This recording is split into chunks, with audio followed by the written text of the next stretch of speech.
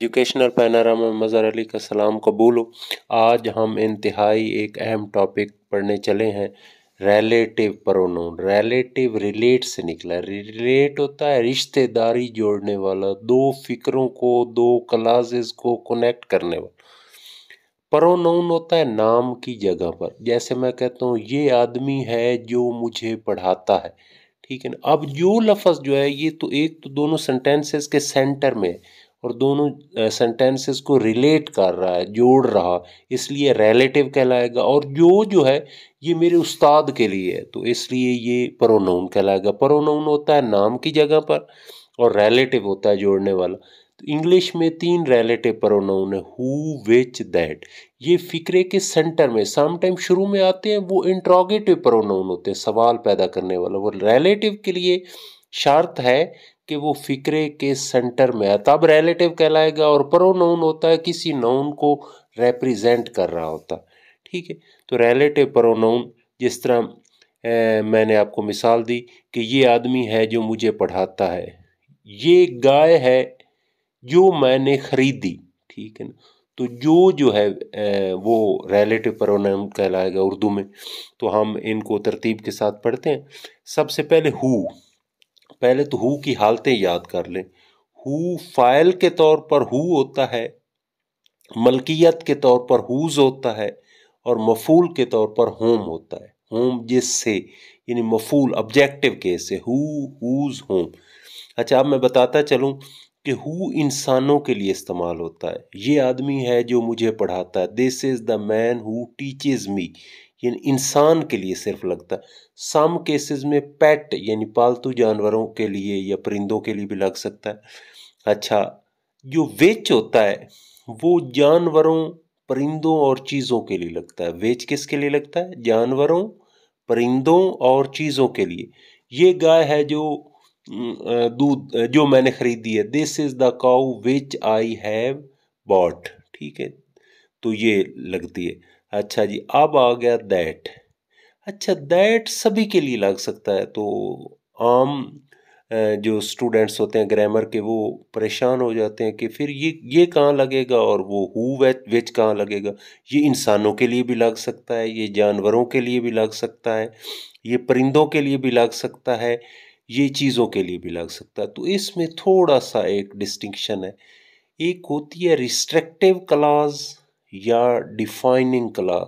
Restrictive clause या defining clause वो फिक्रा होता है जो इजाफी ना हो, जो लाजमी पार्ट हो। अगर आपने पंक्चुएशन में पढ़ा था कि सम टाइम हम इजाफी मालूमात दे देते हैं, जैसे Allama Iqbal gave the idea of Pakistan. तो अल्लामा इकबाल के बारे में हम शुरू में भी कॉमा लगाकर और बाद में भी कॉमा लगाकर लिख देते हैं कि एक ग्रेट पोएट। तो एक ग्रेट पोएट को निकाल भी दें तो फिक्रे पर कोई असर नहीं पड़ता। तो जिसके दोनों साइडों पर कॉमा होता है वो इजाफी मालूमात होती है या नॉन डिफाइनिंग। नॉन डिफाइनिंग का मतलब है कि वो उस फिक्रे का पार्ट नहीं है। और इसका दूसरा नाम रिस्ट्रिक्टिव क्लास भी नॉन रिस्ट्रिक्टिव होता है। रिस्ट्रिक्टिव या डिफाइनिंग क्लास वो होती है जो लाजमी हिस्सा, यानी जिसके आगे पीछे कॉमा ना। तो याद रहे दैट सिर्फ रिस्ट्रिक्टिव क्लास और डिफाइनिंग क्लास के लिए होता है, यानी इसमें कॉमा नहीं लगाना होता। हु और विच जो होते हैं वो नॉन डिफाइनिंग या नॉन रिस्ट्रिक्टिव क्लासेस के लिए भी हो सकते हैं और रिस्ट्रिक्टिव और डिफाइनिंग के लिए भी हो सकते हैं। यानी अगर आपका मूड बने तो आप साइडों पर कॉमा भी लगा सकते हैं, लेकिन दैट में नहीं लगा सकते। यानी इजाफी मालूमात भी बना सकते हैं, लाजमी मालूमात भी बना सकते हैं। तो इसलिए ये बुनियादी फ़र्क है हु, विच और दैट में। और दूसरी बात यह है कि हु और विच जो है वो फॉर्मल राइटिंग्स में इस्तेमाल होता है और दैट जो होता है वो इनफॉर्मल राइटिंग में होता है। ये थोड़ा सा नफीस सा फ़र्क है। यानी आपने हु विच जो है उसके गिर्द कॉमे लगा भी सकते हैं उस वाली क्लास के गिर्द, और नहीं भी लगा सकते, लेकिन दैट वाली में नहीं लगा सकते क्योंकि ये लाजमी पार्ट होती है, ये सेपरेट नहीं की जा सकती, ये जायद मालूमात नहीं होती। तो हम प्रैक्टिस करते हैं। अच्छा, याद रहे कि ये रिलेटिव प्रोनाउन उस नाउन के साथ होते हैं, मुल्हिका होते हैं जिसको डिफाइन कर रहे हो। ठीक है, तो हम प्रैक्टिस करते हैं। मैंने एक आदमी देखा जो अंधा था। चूंकि इंसान की बात हो रही है इसलिए मैं हु इस्तेमाल करूंगा।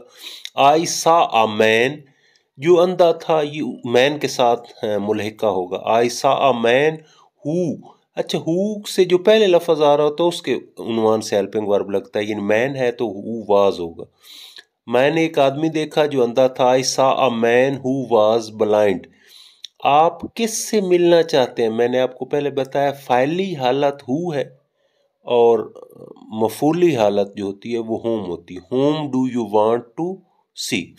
अच्छा, ये किताब जो गुम हो गई थी मिल गई। The book. अच्छा, मैं इसको ना इजाफी मालूमात नहीं, लाजमी हिस्सा बनाना चाहता हूँ, तो किताब के लिए विच भी इस्तेमाल कर सकता हूँ, दैट भी इस्तेमाल कर, तो मैं दैट के तरीके से बना रहा हूँ। The book that was lost has been found. वो मिल गई है। किताब जो गुम हो गई थी वो मिल गई है।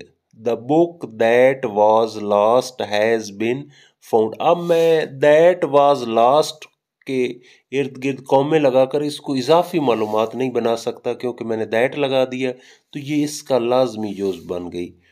ठीक है, ये वो गाय है जो मैं खरीदना चाहता हूँ। चूंकि जानवर, परिंदे और चीज़ों के लिए वेच इस्तेमाल होता है तो यहाँ मैं वेच इस्तेमाल करना चाह रहा हूँ।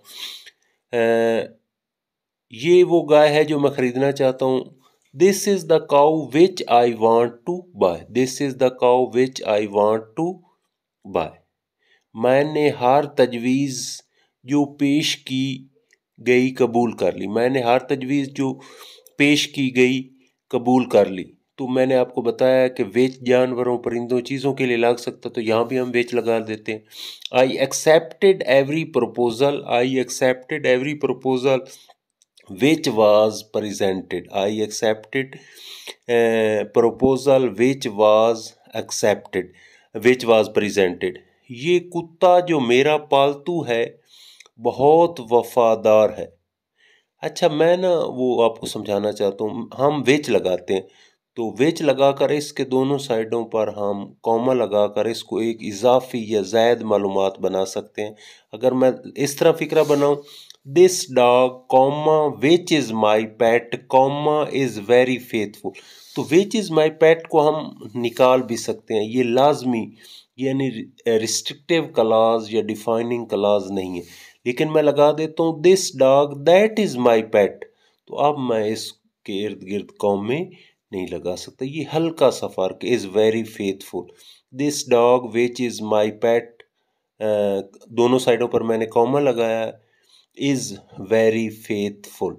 ठीक है, मैं एक दफ़ा फिर रिपीट कर देता हूँ। रिलेटिव प्रोनाउन जो होता है वो फिक्रे के सेंटर में आता है और इस वजह से रिलेटिव कहलाता है, और प्रोनाउन इसलिए होता है कि वो किसी चीज़ की तरफ इशारा कर रहा होता है। हु इंसानों के लिए इस्तेमाल होता है, विच जानवरों, परिंदों और चीज़ों के लिए इस्तेमाल होता है, और दैट सभी के लिए इस्तेमाल हो सकता है। लेकिन जब दैट इस्तेमाल होगा तो वो फिक्रा या वो क्लाज लाजमी क्लाज बन जाएगी।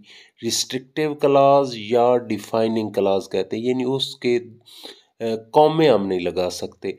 इस्तेमाल इंसानों के लिए भी हो सकता है, इस्तेमाल जानवरों, परिंदों, चीज़ों के लिए भी हो सकता है। एक तो वो लाजमी हिस्सा बन जाता है और दूसरा वो इनफॉर्मल। इनफॉर्मल का मतलब है कि हम इंसानों के लिए हु इस्तेमाल करते हैं, लेकिन जब मैं दैट इस्तेमाल करूँगा तो मेरा अंदाज़ थोड़ा सा फ्रैंकनेस वाला होगा, फ्रेंडली होगा, वो फॉर्मल अंदाज मेरा नहीं होगा। ठीक है, और दैट हु विच जो है वो दोनों फॉर्म में इस्तेमाल हो सकते हैं, यानी उनके गिर्द कौमे भी लगा सकते हैं, ना लगाना चाहें तो, यानी दोनों रिस्ट्रिक्टिव और नॉन रिस्ट्रिक्टिव क्लाज के तौर पर इस्तेमाल हो सकते हैं। लेकिन दैट लाजमी हिस्सा होता है, रिस्ट्रिक्टिव क्लाज होता है, इसको ज़ायद मालूमात के ज़ुमरे में शामिल नहीं किया जा सकता। ये थोड़ा सा हसास सा फ़र्क था। उम्मीद है आपको समझ आ गई होगी। Thanks very much.